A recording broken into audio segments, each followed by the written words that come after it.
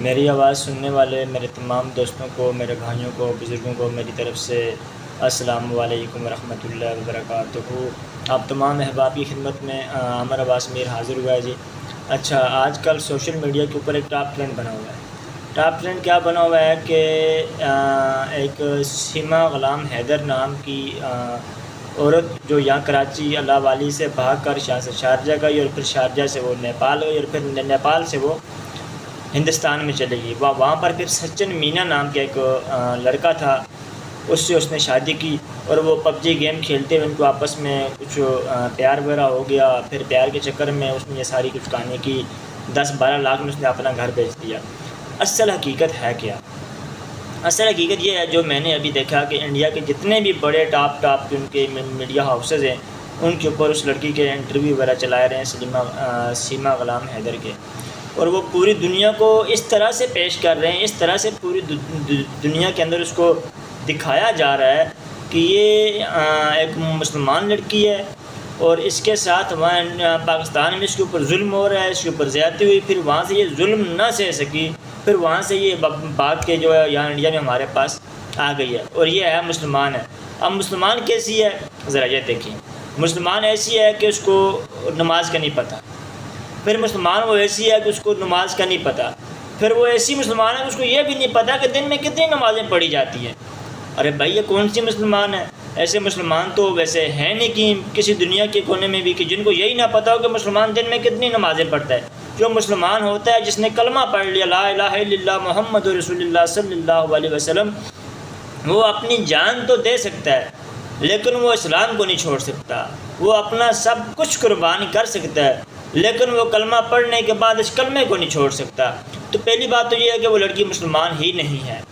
اس نے صرف اسلام کو بدنام کرنے کے لیے انڈیا نے یہ ایک سازش کی ہے، حالانکہ سب سے زیادہ انسانی حقوق کی پامالیاں ہندوستان کے اندر ہوتی ہیں۔ وہاں پر اگر دیکھا جائے تو ہندوستان کے اندر کشمیری ماؤں بہنوں بیٹیوں کے ساتھ جو ظلم ہو رہا ہے وہ پوری دنیا میں کہیں نہیں ہو رہا۔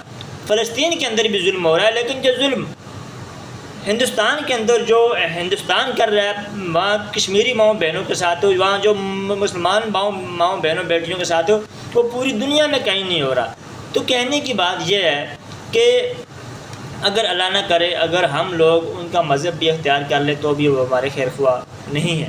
یہ اللہ کا قرآن کہتا ہے کہ اگر تم ان کا مذہب بھی اختیار کر لو گے تو پھر بھی وہ تمہارے خیر خواہ نہیں ہیں، وہ ہمارے حق میں ہمارے لیے کچھ بھی بہتر نہ سوچتے ہیں نہ کرتے ہیں، اور نہ وہ کبھی کریں گے۔ اور یہ آج کی بات نہیں ہے، یہ ہمارے صحابہ کرام کے دور سے یہ پروپیگنڈے اسلام کے خلاف کیے جاتے تھے، اور یہ آج بھی ہو رہے ہیں۔ آج تو ہے بھی ویسے فتنے کا دور ہے، تو آج کل تو یہ فتنے بہت زیادہ عام ہیں۔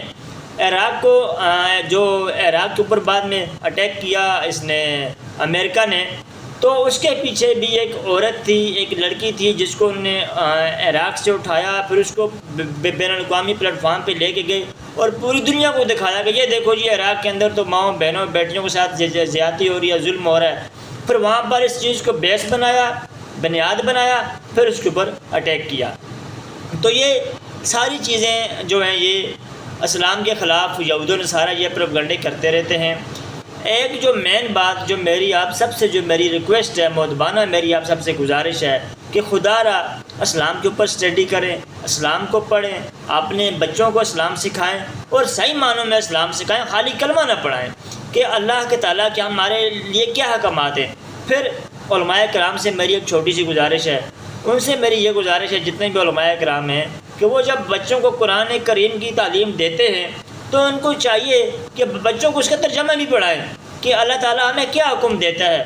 اب ہماری زبان تو اردو ہے، ہماری زبان عربی تو ہے نہیں، تو ہم جب عربی پڑھتے ہیں تو ہمیں اس کا یہ جو اس کا معنی ہے ہمیں ان کے بارے میں معلوم نہیں ہوتا کہ اللہ تعالیٰ ہمیں قرآن کریم کے اندر کیا حکم دیتے ہیں، کہ ہم نے زندگی کس طرح بسر کرنی ہے، ماؤں بہنوں بیٹیوں اور بچوں کے ہمارے اوپر کیا حقوق ہے، ہمیں ان کے بارے میں علم اس طرح سے صحیح سے نہیں ہوتا۔ تو جتنے بھی استاد ہیں جو اپنا قرآن کریم کی تعلیم دیتے ہیں ان سے میری گزارش ہے کہ خدا را بچوں کو قرآن کریم کا جو ترجمہ ہے وہ لازمی ان کو پڑھایا کریں۔ تو باقی انشاءاللہ تعالی ہم سب اسلام کے ساتھ تھے، ساتھ ہیں اور ساتھ رہیں گے، اور اللہ تعالیٰ سے یہ دعا بھی کرتے ہیں کہ ہمارا خاتمہ ایمان پہ ہو، اسلام پہ ہو۔ بہت شکریہ، اللہ حافظ۔